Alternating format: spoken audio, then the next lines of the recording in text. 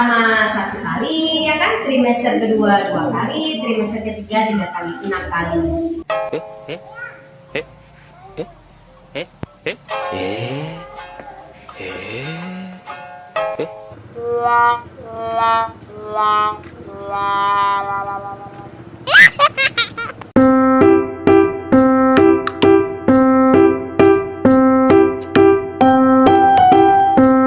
Assalamualaikum warahmatullahi wabarakatuh. Nah, apa kabar semua ibu-ibu hari ini? Sehat ya, alhamdulillah. Hari ini kita masih diberikan kesempatan oleh Allah Subhanahu Wa Taala sehingga kita semua betul untuk mengikuti kelas ibu hamil. Nah, ibu-ibu, seperti kita tahu, kelas ibu hamil merupakan tempat atau wadahnya kita mendapatkan informasi. Yang tidak tahu menjadi tahu, ya, bagaimana proses kehamilan dari 0 sampai 9 bulan dan dalam tahap-tahap trimester pertama, kedua, ketiga kita akan merasakan apa atau bagaimana prosesnya, tempatnya kita tahu dan bertanya, ya. Oke. Nah, ibu-ibu, di sini kalau kita hamil, ya, perlukah kita melakukan pemeriksaan? Perlu ya. Nah, ini ibu hamil berapa kali ininya kita lakukan pemeriksaan? Selama hamil. Selama ada keluhan. Tapi yang lebih idealnya kalau memang nggak ada keluhan, 2, 3, 1, 2, 3, gampang kali hitungnya. Trimester pertama 1 kali, ya kan? Trimester kedua 2 kali, trimester ketiga 3 kali, 6 kali, kan? Kalau memang kita punya keluh kesah, punya permasalahan, ya silakan datang sesuai dengan kebutuhan, ya. Oke. Nah, perlu kita tahu ya bahwa trimester pertama ibu hamil itu sudah merasakan yang namanya mual, muntah, atau berbagai macam keluhan itu akan muncul, betul nggak ibu? Nah, di saat muncul keluhan di trimester pertama itu kita santai, rileks, itulah yang dinamakan dengan apa namanya ya. Memang sih mitos, tapi kadang-kadang kenyataan memang betul. Ngidam ini, ngidam itu, pingin ini, pingin itu. Kenapa sebelum hamil kita nggak muncul itu, ya kan? Di saat hamil muncul. Kalau yang masih logika, kepingin ini, pingin itu, pingin buah kan bagus, kan? Nggak masalah. Asal jangan pingin mobil baru, ganti mobil baru, itu udah ada pula ngidamnya. Nah, kita siasati nih, bila terjadi mual muntah, ini faktor pencetusnya apa nih mual muntah? Apa dari segi gorengan atau nggak sanggup cium suami? Kan ada aneh kita nggak sanggup cium suami tapi ada Bu Nur lo mume tapi lo kayak ucom wangi-wangi suami. Oh nggak masalah, itu kan bawaan. Tapi triknya gimana? Nggak sanggup cium dia dari hal apa? Dari segi apa? Oh belum mandi, suruh mandi. Oh nggak wangi, suruh wangi-wangi. Oh nggak pakai deodoran kan banyak macam ragam. Gak sanggup mencium yang namanya wangi-wangikan, hindari. Jadi kita hindari aja untuk mempertahankan agar kita nggak mual muntah. Makan yang kita makan tetap bertahan, itu intinya. Dan kemudian ada nanti lagi keluhannya ibu di saat hamil, kenapa? Apakah sering kencing, kan? Semakin membesarnya janin dalam kandungan kita, usianya semakin bertambah, menekan rahim kita, ya kan? Maupun di situ ada kandung kemih ditekan, maunya pipis saja, wajar. Makanya kita siasati, waktu tidur pakai bantal di kaki, biar enak, biar nyaman, ya. Itu dia. Jadi hal-hal yang seperti ini kita bisa lewati asal kita mencari solusi. Jangan nanti udah muntah, nggak mau makan lagi ya. Nggak mau ini, jangan. Apa yang kita punya untuk anak kita nggak ada kalau udah keluar semua, ya. Oke. Nah, kemudian nanti di saat berjalannya waktu, semakin bertambah umur kehamilan, semakin bertambah janin dalam kandungan kita, berat badannya itu ada keluhan-keluhan yang lain, itu wajar. Intinya si ibu, apa kewajiban dia? Setiap hari air putih yang banyak, makan yang teratur, sedikit kasih sering kok mual muntah, sayur, vitamin itu penting ya.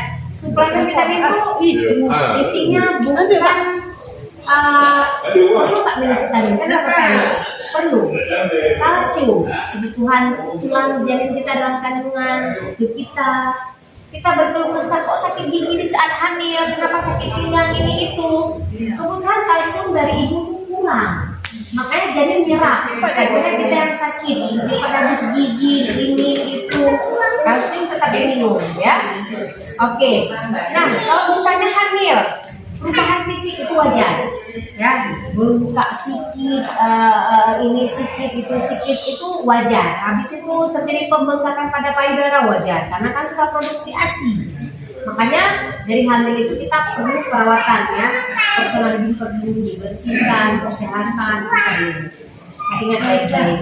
Kemudian suplemen vitamin harus kita habiskan 90 tablet selama 6 bulan ya.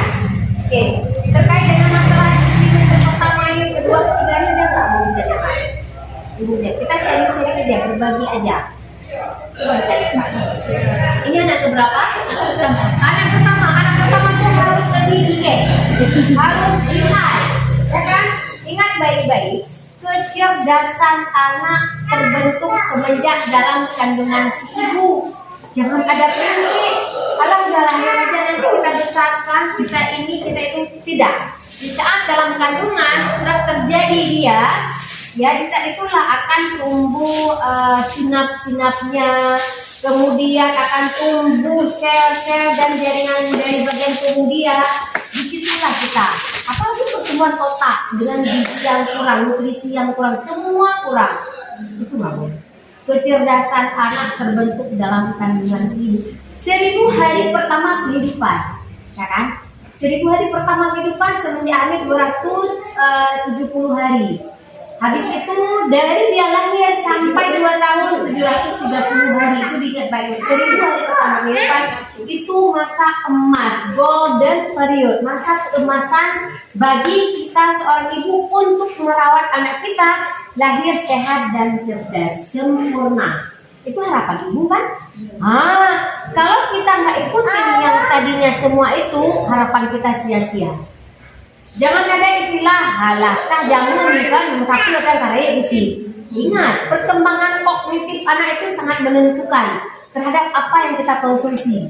Nah kan, ikhtiar kita, usaha kita itu penting. Jangan sampai nanti apa namanya ya, 1 tambah 1 berapa? Anak kita mikir dulu berapa tambah 2. 5 tambah 5 berapa? Anak kita mikir dulu, anak orang ngomong 10 gitu. Itu yang lebih penting ya. Perkembangan kognitif anak itu sangat penting. Makanya kita harus ikutin 1000 HPK.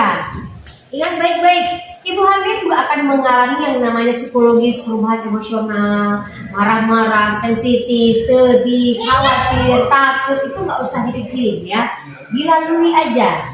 Kasih pengertian nanti pada suami, saya kalau lagi hamil, sedih, janganlah begitu cara ngomongnya, jangan. Jadi jangan jadikan lawan, jangan berantem, ya kan? Adalah pengertiannya sih, misalkan lagi hamil, wajar aja saya marah-marah, sedih kan wajar. Hal yang seperti itu kita bisa sikapi sendiri, bisa kita atasi sendiri. Jadi jangan diperbesar-besarkan dalam keluarga. Hal yang terkecil itu bisa jadi masalah kalau kita besar-besarkan. Yang besar dikecilkan, yang kecil hilangkan, itu enggak. Jangan sampai nanti kita hamil, berdari-dari dengan hamil. Sekarang lagi hamil, males, nggak mau buat apa-apa, nggak mau masak, nggak mau ini, nggak mau itu, sendiri aja nggak mau mandi kapan. Bisa di diri orang lain suami kita. Itu jangan itu dibuang jauh-jauh. Ingat baik-baik, nggak boleh ya, tidak boleh. Oke, ada yang mau ditanyakan? Ingat baik-baik, trimester pertama kita jaga baik-baik untuk mencegah tidak terjadi abortus, ya kan? Jangan sampai gugur anak kita jaga baik-baik, kurangi aktivitas yang berat. Trimester kedua, dan ini yang belum hamil ke depan hamil, coba ya, yang lagi hamil diperhatikan baik-baik. Trimester kedua, jangan sampai terjadi hal yang tidak diinginkan. Ayo kita lakukan pemeriksaan secara sesuai kebutuhan, jangan sampai terjadi prematur, kan gitu. Trimester ketiga juga, jangan sampai terjadi preeklampsi, ditambah masuk suka hati. Sebenarnya kita ada riwayat DM ataupun riwayat darah tinggi, kita masuk suka hati, nggak boleh. Kaki udah bengkak, tangan udah bengkak, kita masih juga makan yang berdarah, itu juga nggak boleh. Ya, kita pemeriksaan lab itu penting. Lab dari kita tahu udah hamil, pakai, ya kan? HB-nya berapa, tekanan darahnya berapa, itu kita harus pantau terus. Makanya kita punya buku kesehatan di bulan anak, buku pink. Dari buku pink itu kita bisa evaluasi sehat enggak, gimana perkembangan kita, anak kita dalam kandungan kita, itu kita semua akan tahu, ya. Buku pink itu dibaca loh sayang, jangan simpen aja. Ada cara penyimpanan ASI bagaimana, ASINya diperah bagaimana, disimpan yang bagaimana, itu ada ya. Dan untuk apa fungsi kita memberikan ASI, ya. Kalau sebelum itu pas lahir nanti penting apa enggak, jangan dibuang, itu sangat penting. Itu baca sayang, ya. Oke. Nah, terkait dengan masalah kehamilan, kita akan mengalami yang namanya gangguan kenyamanan, nggak enak tidur, nggak bisa tidur, itu hal yang wajar. Apalagi trimester ketiga, udah 9 bulan. Mau tidur keliling nggak enak, terlentang nggak enak, kanan nggak enak. Ingat baik-baik, jangan dibiasakan tidur terlentang yang terlalu lama. Oke, bisa terjadi hipoksia, asupan oksigen ibu ke bayi kurang, ya, kiri kanan. Oke, jangan terlentang yang terlalu lama. Oke, udah. Suami ibu di rumah merokok, kalau merokok dihindari, bilang sama suami. Nanti kalau abang perokok aktif, saya pasif, itu lebih berbahaya. Saya lagi hamil, lahir anak, bisa ini, bisa itu. Kenapa gangguan perkembangan? Kenapa nggak naik berat badan? Makanya dari sekarang kita minimalkan agar tidak terjadi kasus stunting pada anak kita yang kita lakukan. Dari hamil nih, dari hari pertama kehidupan, ya kan? Kita persiapkan dari sekarang. Keturunan kita nggak ada pendek-pendek, sehat-sehat semua. Jika anak kita nggak nunggu, nggak berkembang, pertumbuhan dan perkembangan nggak sesuai dengan umurnya. Ada apa? Itu bisa mengaruh dari rokok juga, nggak sehat, kita hirup, ya kan? Pasif sama aktif itu sama-sama berbahaya. Oke. Ada yang namanya mitos tabu, ibu hamil nggak boleh banyak makan, nanti bayinya besar. Itu juga kita harus pertimbangkan hal seperti itu. Kita makan sesuai kebutuhan kita kok, sehari 3 kali sesuai dengan porsi yang sudah disediakan untuk ibu hamil. Kan bukan buat kita sendiri ya kan? Itu juga harus kita persiapkan. Oke, terhadap masalah atau informasi yang Bu Nur sampaikan, ada nggak Bu ditanyakan? Karena kan lebih indahnya, lebih bagusnya, ibu juga bertanya, kita saling sharing, saling berbagi, nanti kita cari solusi gitu. Ada nggak? Oke, Bu Nur, bisa nggak kita berumah di tinggal hamil? Boleh, disesuaikan aja. Kan kita lagi endut perutnya, ya kan? Sesuaikan. Nggak boleh, aku tinggal lagi hamil, nanti aku nggak kuat ngos-ngosan. Ya juga lah 9 bulan puasa mampus. Kalau dekat, kiri kanan oke, kanan lain. Ya, es batu Bu, gimana Bu? Es batu, es batu itu kandungannya tidak sangat bermanfaat buat kita, tapi punya hawa dia baca anak buku. Tapi kalau dijadikan kebutuhan sehari 3 kali lagi aja ubah dapat jubut itu nggak bisa. Disesuaikan aja. Ipingin kali mau minum es batu ya kan? Minum sedikit boleh, tapi kan kandungannya rasanya membuat kita yang cuaca panas kita banyak minum es batu, air, bagaimana pengkongan kita, radang kita ini itu ya kan? Apalagi kurang buah, kurang ini, kurang itu, minum es batu terus ya ada. Bukan jadi anak hamil bawaannya minum es ya malam, ada juga minum es ibu hamil. Itulah. Enggak pengaruhnya ada nggak? Bisa jadi anak terus.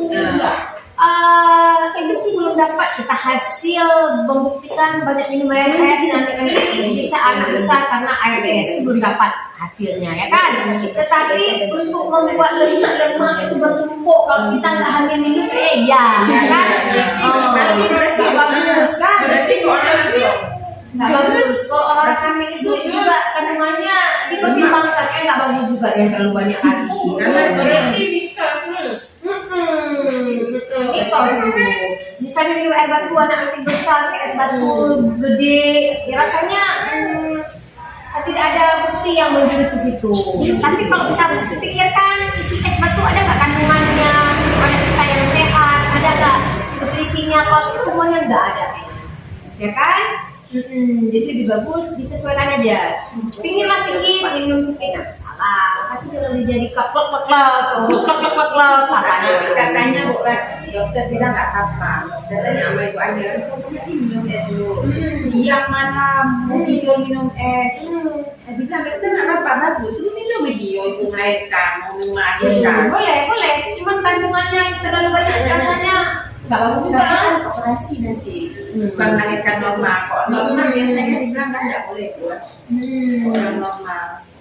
Nggak tahu juga, mungkin saya dulu kan dia bilang nggak boleh banyak-banyak minum es, sayang sih melahirkan. Ya juga saya mikirnya iya juga. Air putih itu lebih bagus daripada air batu. Iya.